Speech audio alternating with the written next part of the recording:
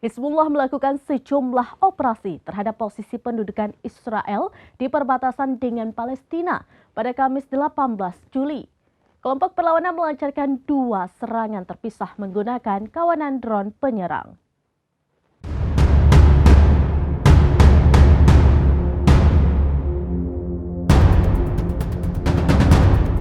Hizbullah melakukan sejumlah operasi terhadap posisi pendudukan Israel di perbatasan dengan Palestina pada Kamis 18 Juli. Kelompok perlawanan melancarkan 2 serangan terpisah menggunakan kawanan drone penyerang. Dalam penyerangan kali ini, Hizbullah dari Lebanon menggunakan drone Merces 1. Serangan udara pertama menargetkan lokasi para perwira dan tentara pendudukan di Markas Besar Brigade Barat 300, tentara pendudukan yang baru dibentuk di pemukiman Yara.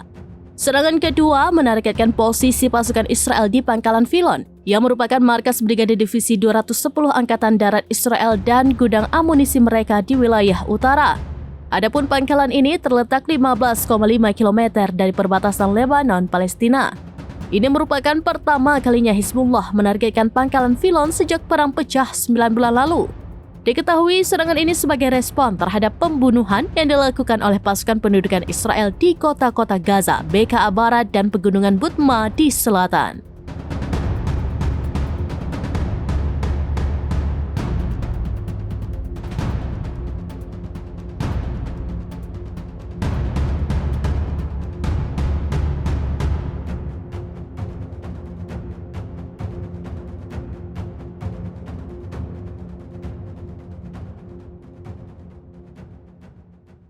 Download Tribun X sekarang, menghadirkan lokal menjadi Indonesia.